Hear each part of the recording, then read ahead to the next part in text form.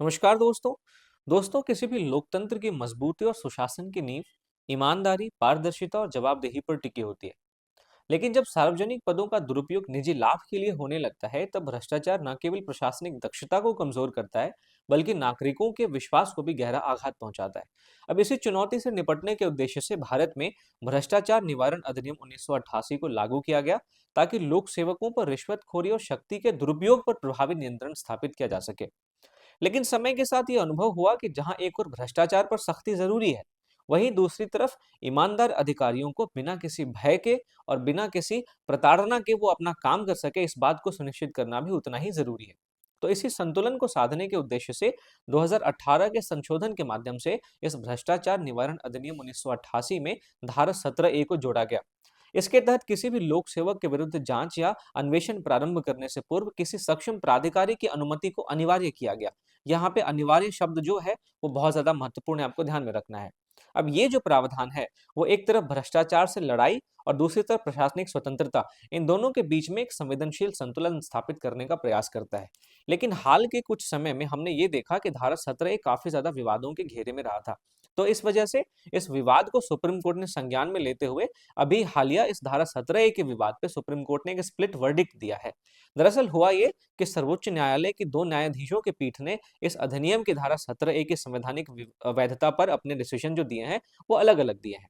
एक तरफ एक न्यायाधीश ने धारा 17A को वैध बताया है, हालांकि इस पर कुछ नई शर्तें लागू करने की बात की है। तो वहीं दूसरी तरफ दूसरे न्यायाधीश ने इस धारा 17A के प्रावधान को असंवैधानिक घोषित किया है।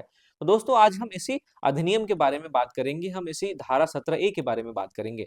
तो आज की ये जो चर्चा है, ये चर्चा आपको बहुत ही ज्यादा महत्वपूर्ण होने वाली है आपके लिए, और इसके माध्यम से आप इस पूरे अधिनियम के ड्रॉबैक को समझ पाएंगे और समझ पाएंगे कि हमारे देश में भ्रष्टाचार को रोकने का जो तंत्र है, वो किस तरीके से काम करता है।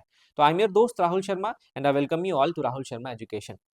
दोस्तों, धारा 17A का ये जो विवाद है, ये एक बार फिर से इस मुद्दे को केंद्र में ले आता है कि ईमानदार अधिकारियों को अनावश्यक उत्पीड़न से संरक्षण किस तरीके से दिया जाए, और भ्रष्टाचार पर प्रभावी जांच और भ्रष्टाचार पर निर्बाध जांच, इन दोनों के बीच में किस तरीके से एक संतुलन बनाया जाए।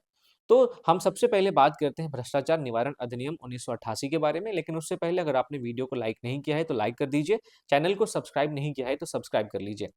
दोस्तों, 1988 के वर्ष में भ्रष्टाचार निवारण अधिनियम को लाया गया था।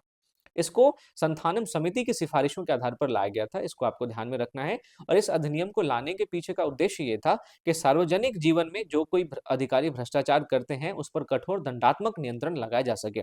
अब जाहिर सी बात है, जब दंडात्मक नियंत्रण की बात होगी तो दंडनीय अपराधों को भी इस अधिनियम में परिभाषित करना जरूरी हो जाएगा। इस अधिनियम के तहत रिश्वत लेना और देना दोनों ही दंडनीय अपराध है। साथ ही साथ अगर कोई अपने सार्वजनिक पद का अनुचित लाभ उठाता है, तो वो भी दंडनीय अपराध है। और अगर कोई आपराधिक दुराचार करता है, तो वो भी दंडनीय अपराध है। अब इस अधिनियम में विशेष रूप से ऐसे अपराधों को शामिल किया गया है जो आधिकारिक कर्तव्यों के निर्वहन के दौरान किए जाते हैं। साथ ही साथ इस अधिनियम में लोक सेवक की व्यापक परिभाषा भी दी गई है। इस अधिनियम के अंतर्गत लोक सेवक में सरकारी कर्मचारी हैं, न्यायाधीश हैं, और कोई भी व्यक्ति जो सार्वजनिक कर्तव्य का निर्वहन करता है, वो भी लोक सेवक की परिभाषा में शामिल है। तो इस तरीके से भ्रष्टाचार निवारण अधिनियम हमारे देश के अंदर भ्रष्टाचार पर एक कठोर दंडात्मक नियंत्रण का प्रयास करता है। अब इस अधिनियम में 2018 में आप देखें तो एक नया संशोधन करके 2018 में 17A को जोड़ा गया। ये जो अधिनियम है, माफ कीजिएगा, ये जो धारा है, ये 2018 के संशोधन से द्वारा इस अधिनियम में जोड़ी गई। इस धारा को जोड़ने का उद्देश्य ये था कि ऐसे ईमानदार अधिकारी जो कि अपने निर्णय बहुत ईमानदारी से लेते हैं, भ्रष्टाचार को किसी भी तरीके से भ्रष्टाचार का पालन नहीं करते, उनको दुर्भावनापूर्ण, उनको शोषणकारी और उनको निरर्थक शिकायतों से बचाया जा सके। ये इस उद्देश्य से धारा 17A को इस अधिनियम में शामिल किया गया था। दरअसल होता ये था कि नौकरशाही में जो ईमानदार अधिकारी होते थे, वो एक प्ले इट सेफ सिंड्रोम से ग्रसित थे। कहने का मतलब, प्ले इट सेफ सिंड्रोम का मतलब ये होता था कि इस इन ईमानदार अधिकारियों को इस बात का हमेशा खतरा बना रहता था कि अगर वो कोई निर्णय लेंगे और इस निर्णय के खिलाफ जो विपक्षी हैं बाद में भविष्य में उसके खिलाफ कोई भ्रष्टाचार का केस अगर दायर कर देते हैं, तो इससे उनको काफी नुकसान होगा, उनका जीवन अस्त व्यस्त हो जाएगा। तो भविष्य में होने वाले परेशानियों के डर से ये वर्तमान में कोई भी निर्णय नहीं लेते थे, बिल्कुल सेफ खेलते थे। इसी को हम प्ले इट सेफ सिंड्रोम कहते हैं। तो इस प्ले इट सेफ सिंड्रोम को नौकरशाही में रोकना बहुत ज़रूरी था, ताकि जो कड़े और महत्वपूर्ण निर्णय हैं, वो ईमानदार अधिकारियों के द्वारा लिए जा सके। तो इस धारा 17A को शामिल करके हमारी सरकार ने एक सुरक्षित क्षेत्र बनाया ऐसे ईमानदार अधिकारियों के लिए, जो निर्णय निर्माण के लिए बहुत ज़्यादा उत्सुक रहते थे, जो निर्णय निर्माण में पहले इस डर से घबराते थे कि भविष्य में उनको कोई परेशानियों का सामना करना पड़ सकता है। तो दोस्तों 17A का प्रावधान ये कहता है कि किसी भी लोक सेवक के आधिकारिक कृत्यों से संबंधित मामले में अगर कोई जांच शुरू की जाती है, चाहे वो जांच एजेंसी के द्वारा या सीबीआई के द्वारा जांच शुरू की जा रही हो या पुलिस के द्वारा जांच शुरू की जा रही हो, इन दोनों को संबंधित सरकारी प्राधिकरण से पूर्व स्वीकृति लेना अनिवार्य कर दिया गया इस धारा 17A के प्रावधान के माध्यम से। अब धारा 17A और धारा 19, इन दोनों में आपको थोड़ा सा फर्क करना पड़ेगा। धारा 19 ये हम प्रिवेंशन ऑफ करप्शन एक्ट 1988 की ही बात कर रहे हैं। जहां धारा 17A जांच या अन्वेषण से पहले स्वीकृति की बात करता है कार्यपालिका से, वहीं धारा 19 आप देखें तो ट्रायल से पहले बात करता है कि स्वीकृति लेनी पड़ेगी सक्षम सरकार से। अब अगर हम इस मामले पे और ज़्यादा गंभीरता से बात करते हैं, तो सर्वोच्च न्यायालय का जो हालिया निर्णय है, वो विभाजित है। जहाँ एक तरफ एक न्यायाधीश के.वी. विश्वनाथन ने इस बात का समर्थन किया है कि धारा 17A ज़रूरी है, वर्तमान परिदृश्यों में ज़रूरी है, लेकिन इसमें कुछ शर्तें होनी चाहिए। तो वहीं दूसरी तरफ आप देखेंगे, दूसरे न्यायाधीश हैं बी.वी. नागरत्ना। इन्होंने इस पूरे 17A की धारा को असंवैधानिक घोषित किया है। तो हम दोनों का क्या-क्या विज़न है, हम देखते हैं। न्यायमूर्ति के.वी. विश्वनाथन ने ये कहा कि ये धारा जो है वो सही है, ये संवैधानिक है। ये धारा ईमानदार अधिकारियों को संरक्षण देती है। ये धारा ईमानदार अधिकारियों को झूठी और उत्पीड़नकारी शिकायतों से बचाती है। लेकिन के.वी. विश्वनाथन ने ये भी कहा कि जो स्वीकृति का प्रावधान है, वो पूर्व स्वीकृति सरकार द्वारा नहीं दी जानी चाहिए, बल्कि पूर्व स्वीकृति एक स्वतंत्र प्राधिकरण के द्वारा दी जानी चाहिए और इसकी जो राय होगी वो बाध्यकारी होगी। तो के.वी. विश्वनाथन ने जो मॉडल सुझाया है, उस उन्होंने ये कहा कि अगर केंद्र के अधिकारी हैं, तो उनके खिलाफ पूर्व स्वीकृति लोकपाल से ली जाए और अगर राज्य के अधिकारी हैं, तो उनके खिलाफ कोई भी जांच करने से पहले लोकायुक्त से पूर्व स्वीकृति ली जाए। इससे कार्यपालिका का जो मनमाना हस्तक्षेप है, उसको रोका जा सकेगा और साथ ही साथ ईमानदार अधिकारियों को सुरक्षा भी प्रदान की जा सकेगी। तो दोनों चीजें एक साथ चल सकेंगी। वहीं दूसरी तरफ न्यायमूर्ति बी.वी. नागरत्ना का ये मानना है कि धारा 17 जो है वो असंवैधानिक है। ये कुछ और नहीं है, ये नई बोतल में पुरानी शराब की तरह है, क्योंकि अभियोजन के स्तर पर पहले ही धारा 19 है, जो पहले से पर्याप्त संरक्षण देती है ईमानदार अधिकारियों को। क्योंकि ट्रायल से पहले जो सक्षम सरकार है, उस सरकार से समर्थन लेना बहुत जरूरी होता है धारा 19 के अकॉर्डिंग। लेकिन धारा 17 क्या है, वही नई बोतल में पुरानी शराब है। तो न्यायमूर्ति बी.वी. नागरत्ना ने यह कहा कि इस धारा 17A अनुच्छेद 14 का उल्लंघन है, यानी विधि के समक्ष जो कानून के नजर में सभी समान है, उस सिद्धांत का ये उल्लंघन करता है और जांच से पहले अनुमति मांगना एक स्वतंत्र जांच में बाधा भी उत्पन्न करता है। ठीक बात है।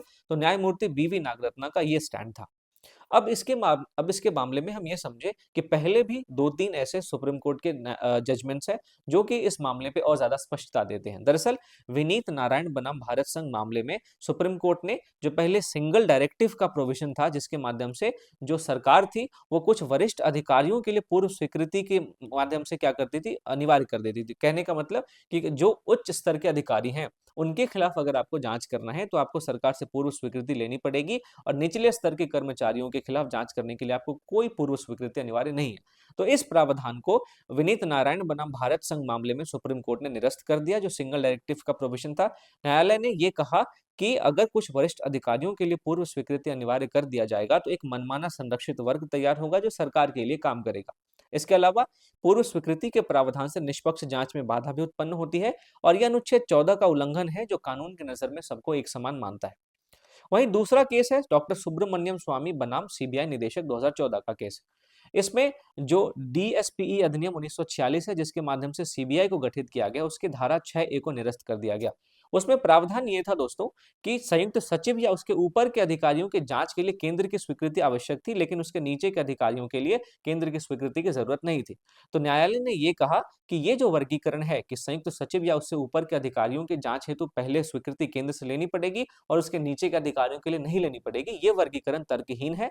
इसका मतलब कि अब ये जो वर्गीकरण है स्वतंत्र जांच पर प्रतिकूल प्रभाव डालता है। तो आप अगर इन दोनों केसेस को ध्यान से पढ़ें, तो दोनों केसेस का एसेंस एक ही है कि जो उच्च स्तर के अधिकारी हैं और निम्न स्तर के अधिकारी हैं, उन दोनों के बीच में एक जो है वो वर्ग विभाजन किया गया है। तो इस वर्ग विभाजन को अनुच्छेद 14 का उल्लंघन माना है दोनों ही मामलों में सुप्रीम कोर्ट ने।